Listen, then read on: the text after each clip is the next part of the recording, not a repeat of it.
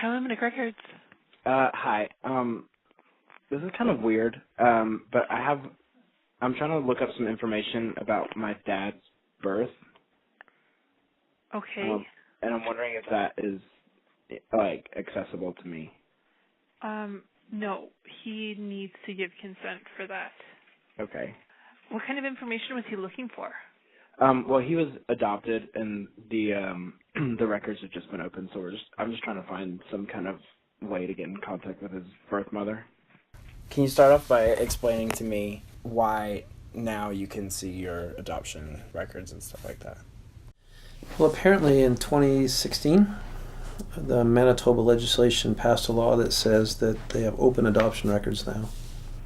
So, whereas before, my birth mother and birth father would have had to register to contact me or have me be contacted, and I would have had to registered, and they would have had to put those two things together and then make that opportunity present itself. Now I have the right to request certain information legally from the legislation. My dad was born Michael Todd Hogan on May 3rd, 1970 in Thompson, Manitoba, in Canada. We now know his birth mother's name is Janice Hogan. A few short days later, he was adopted by my grandparents, Erwin and Vicky Northmore. He was no longer Michael Todd, but now Sean Erwin Robert Northmore. I started this project as a way to document the story of my dad searching for his biological mother, not knowing how the end of the story would turn out, and with more dead ends creeping up than we knew what to do with. I had no idea the difficulties that would come with trying to find someone who, for years, didn't want to be found. This is a woman who gave her baby up for adoption 46 years ago. Someone who maybe now has a family she never told about the baby she had when she was 19. You always said that you didn't want to know until, Nana and Papa were gone. And, Right. I just wanted to know, why now? Well, because I really don't think that they care anymore, and I don't. They've always told me that it was okay if I wanted to find out, because my sister found out who her adopted parents were. I tried to respect that they, that they were my parents and that they adopted me, and I felt like it was kind of a slap in the face for the longest time. They've told me over the years that it really didn't matter to them, and that it would be fine. And I just kind of felt that it was more respectful if I didn't do it. But it's getting to the point where, certain family medical conditions, it would be nice to know if I have history of cancer, heart disease, or anything like that you guys would maybe inherit, or problems like that. And plus, Mom and Dad are going to be around for a while, and I just would rather, know if they're still alive and if they're still around. There's a possibility that they might not even be around. When did you guys tell him Tell him what? that he was adopted? Oh yeah, they knew from the beginning. We never ever pretended anything else. No, it was all they knew. They were very special children in our home. And also, we had such a big family. Are you recording all this? Yeah. Oh, good. We felt if we didn't tell them, somebody would tell them before we did, and we didn't want that to happen. Right. So you never thought to not ever tell them? No, we've always said we were going to tell them. They really didn't tell me I was adopted. They told me I was chosen, that I was a chosen child. They always use that term for some reason. I'm not sure why, but I didn't really even think anything of it. I used to tuck your dad in and say, "Good night, we're so glad we chose you." And he finally said to me, "I don't want to hear that anymore." I said, "Okay." How old was he when he said that? About 2. Really? I didn't know the difference. I was so young. I didn't even really know the difference between what the difference meant between being adopted or being born, or if a stork brought the kids, or... We celebrated that day too. That's the day we got them. We used to celebrate Little Boys' Day, and they'd get a special gift, or we'd go out, or we'd do something. September. Pardon? May 15th and October or something. Yeah. Don't put that in there. I used to always get teased a lot that I was adopted. And my mom used to always come back and say, well, you can tell them that, that their mothers and fathers had to put up with their kids. And that they chose me, which was kind of cool, made me feel special. I never really even cared. It wasn't until I was older, until I was probably 18 or 19, just before I met your mom, really just kind of that time frame, I really didn't even care. I never really sat around feeling sorry for myself or anything like that. I never really bothered me. I mean, I knew my adopted parents loved me, and they always cared for me and took care of me, and they were my family. And Nana, how did you bond with Daddy? Just by loving and holding him all the time.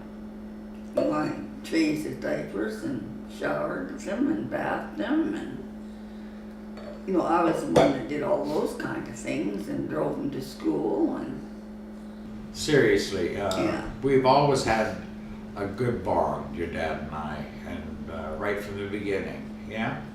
Actually, your dad and I have had a good bond. I think but so it's too. Not like theirs. How so?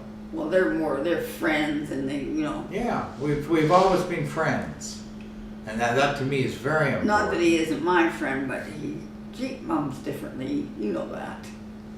You get away completely, forget all about who's adopted and where the hell the kid came from and all I that never kind even of think stuff. of it anymore. No, neither do I, unless somebody asks you or reminds you about it. I mean, those are our children. you won't know the love that you've got for. You don't really know what love is until you've had a baby, until you've, felt that. Man, that's crazy. Yeah, that's crazy. One of my biggest heartbreaks was not having a child. I would cry very often because many times I thought I was pregnant and I wasn't. So it wasn't very nice. So there. And then the minute we got the kids and we decided that was all we were having, I had my tubes tied because I said if I get pregnant now, I'll carry it all the way through. And I didn't want to have one adopted child and one of my own. I didn't think I would be that kind of a mother. But I didn't want to take that chance either. Why not? Because I didn't want to be a better mother or choose my own biological child over the other ones. And a lot of parents do that. From what I can tell, they had been trying for a while to have babies. I know Nana had a couple miscarriages. So I know that they were ready to have babies. But I don't know if that made a difference or not. I think it was probably very exciting for them because they got they got what they wanted. And it was quickly. It was kind of like winning the lottery for them, I'm sure. And it's probably the same way we felt when we found out we were pregnant, right? I mean, it's probably the same kind of thing when we found out. We had to wait a lot longer, obviously, than a week. But you haven't experienced this yet. But when you have a baby or have a kid, when you're growing up, and it's a different kind of love. I mean, it's an incredible, incredible feeling to hold a baby that's yours, to have that feeling. So where I don't know if my bond with my mom or dad is any different than any other parent. I don't know, because I can only say it from my perspective. I don't know. I don't think I see anything that's in anyone else out there that's my friends that have different relationships necessarily with their parents. So I don't know if my adoption was maybe unique from that perspective. But when you guys were first born, I mean, it's crazy the love that you and your mother and I have for you guys. And so I just wanted everything for you guys, everything. It's different now for sure for me because I'm a parent, and I think you'll realize that later on in life. But it's I don't know that it was different because I was adopted. I don't know if it was. It's hard for me to relate to, right? I don't know. I don't know what I would have felt like if I had different parents. I mean, I love my parents to death, so I don't know if I could have felt any different or any more love or anything for. And just like you care for your mom and I and love us, it's just one of those things where I think it's it's something that I have to find out. I mean, it's just something that I really have to figure it out. I mean, it's going to be hard. I don't know how I'm going to do it. Bonjour, merci d'avoir appelé le bureau de l'état civil du gouvernement du Manitoba. I don't know. Maybe I need to hire a private investigator and try to get them to do some digging and figure it out, because it's certainly not easier to do with public records, that's for sure. Pour obtenir des services en français, appuyez sur le 2. I think with reaching out to them first via phone or email or social media or something would probably at least give them time to prepare for things. I'm just hoping I can find them. That's my big thing. I just don't, like I said, it's hard. It's hard to find that kind of stuff and figure out where to go next. I mean, it's just, especially from here. It may be easier if I could walk down to the courthouses and dig up documents or... Vital statistics, can I help you? Hi, I was looking for something in the Vital statistics, can I help you? Hello? Vital Hello? statistics? Hi. I can't hear you. You're on mute. Vital statistics? Hello? Hello? I started this project as a way to document the story of my dad searching for his biological mother.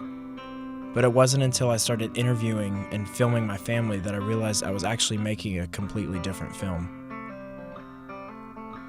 One about relationships. Understanding what it means to be a parent and to be a son. And what makes a family. No matter what anyone says, he is their son. He inherited their kind-heartedness, their work ethic, their Canadian good manners, and their overwhelming capacity to love. But also, they're my family. They were there the day I was born. They've been there for every birthday, every Christmas. They never wanted to be anything less than a constant presence in our lives. And they're living, breathing proof that the key component of a family isn't blood relation, but love. I do hope someday we'll find Janice Hogan. A lot of questions are still unanswered that my dad deserves to know. But until then, I'm more than happy with my family the way it is.